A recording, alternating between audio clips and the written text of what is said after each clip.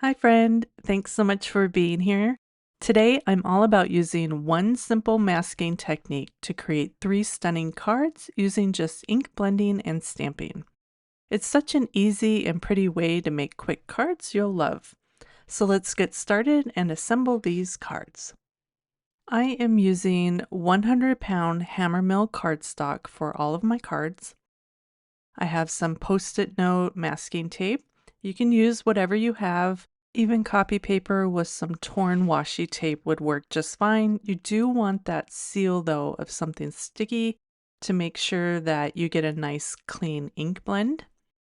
I'm kind of sizing my area of my blend using my stamp as a guide. I do want that leaf to go over the border of my blend, so I'm making sure that that taped area is just slightly smaller than my biggest stamp.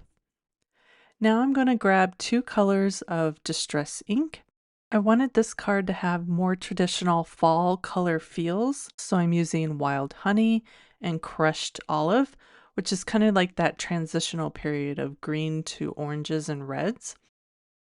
I'm using blending brushes and I am starting off the page a little bit on that post-it note paper, so when I move my brush onto the cardstock, it doesn't create this big blotch of color.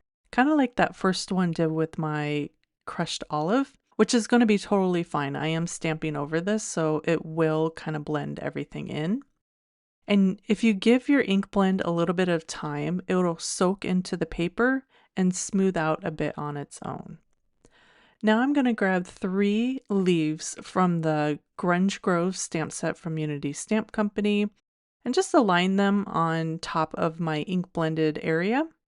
I'm just kind of flipping my stamps around, looking for a placement that I like. I know I want to use these 3 and they'll go off the edge, which is part of my plan. So I'm just kind of moving and finagling until I get a nice placement that I'm happy with. This just takes some trial and error until you find the perfect placement where they all just kind of fit together and makes you happy. Now I'm going to grab a big block and pick those all up at one time. I'm using some VersaFine Clair black ink, and I'm going to do a one-shot stamp with this. Just going to ink them all up and create a black shadow, and then I'll stamp that over my ink blended band. And now you're all set up for fast card making. You could do a bunch of these in a bunch of different colors and have a stack of cards for your stash. I added a thoughts and prayers sentiment from a stamp set called Fall Stems, and I'm placing those masks back into place.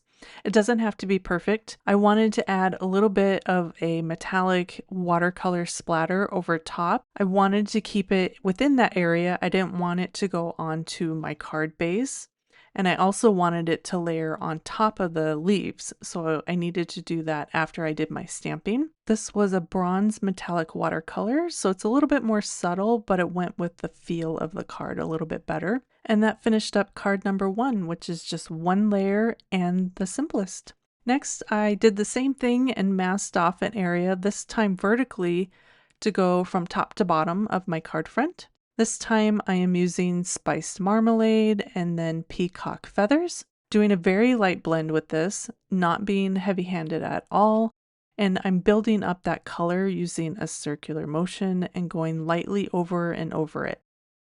I did 1 band of each color, and now I'm coming back and extending that band just a little bit more so they overlap and meet in the center a little bit better. And I just love this color combo. It's not your normal fall colors, but I think they're really gorgeous. Kind of a twist on the fall feel. This time I get to use more of my fun, gorgeous, grungy leaves, and I'm just figuring out my placement this time. Since I get to use more stamps, it kind of takes a little bit more finagling, but they all fit. And it's kind of fun trying to find the placement that they'll all just kind of fill up that band and work together, which I love. Super. So I'm happy with that. Just going to pick them all up again when using a large block. You could also use a stamp positioner, which I normally use, but I thought it'd be fun to just use blocks today. Inking these up with my favorite black ink, and then I'm just going to stamp them on my card front. Since I'm not using a MIST-D, I want to make sure I get a nice impression, so I'm pushing my thumb in the center of each of those leaves to make sure that you get all that detail right in the center. Up next, this is a fun stamp set. I really love it. It's all these circular textures. It's called a round of hellos. It has round starbursts, dots, lines, solid stamps, all sorts of things you can play with. Has a very mixed media feel, but also very clean at the same time. So I picked out a few of the patterns and aligned them on my card front. I stamped the peacock feather side first and then wipe that away, and then I'm going to stamp the spice marmalade side second. I could have done them all at the same time, but I was afraid the distress ink was going to dry a little bit too fast, so I did them separately. And I decided at the last minute to add one more at the top. I was going to go for another one layer card, but as you can see, I stamped my sentiment a little crooked. So we're going to fix that in a second. This time I added some gold watercolor splatters, and I really love how that sparkles. And to fix that sentiment, I stamped it again separately, die cut it with the scallops and banners die, and popped that sucker up. Now on to card number 3. I really love the idea of the blobby ink blend from card number 1, and I really love the ink colors from card number 2 and that long band. So I'm combining those. I'm doing a blobby blend with peacock feathers and spice marmalade. And this is just kind of fun. It kind of starts out looking like a lava lamp now that I'm looking at it. But the two colors kind of overlap a little bit more, so I get a little more green. Kind of reminds me of like a blurry forest floor. Now, learn from my mistake. You'll either want to be super careful with going over your masked area or extend your masked area, because as you can see I have some oopsies over there and it's a little bit too much to just erase with a sand eraser. So I ended up just cutting it off and thinking about how I could change up my design a little bit as I continued stamping. And I thought I'd bring those leaves to the inside. I had them already set up already, so I picked a color that was lighter than the peacock feathers and went with evergreen bough. I'm just going to ink that up and then stamp it on the inside of my card. So you can see it from the front, but it'll leave me plenty of room to write on the inside.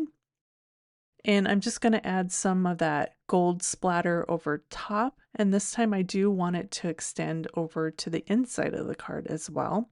I thought that'd be pretty for when you open up the card. I need to kind of separate the front from the back, so I'm going to add a strip of black cardstock to the front of the card. And that just kind of creates a division from that front panel to the inside of the card. And then I want to soften up that inside and then also extend the front of the card. So I added a strip of vellum. I'm lining that up to the inside side of my card, adding a little bit of glue, and then I'll close the front of the card, and that will adhere the front to that vellum, and that extends the front of the card, so it's almost like it's a full card front. And then I added a sympathy sentiment from the Meadows of Memory stamp set and popped that up on the card front.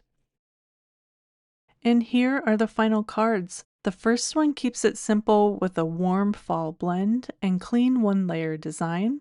The second uses a bold color combo and stamp texture for a fun seasonal twist. And the third turns a little oopsie into a soft, heartfelt sympathy card with vellum and inside stamping. As always, you can find all the supplies in the description of this video or at my dollhouse-designs.com blog. Thanks so much for watching, and I'll see you again soon for another video.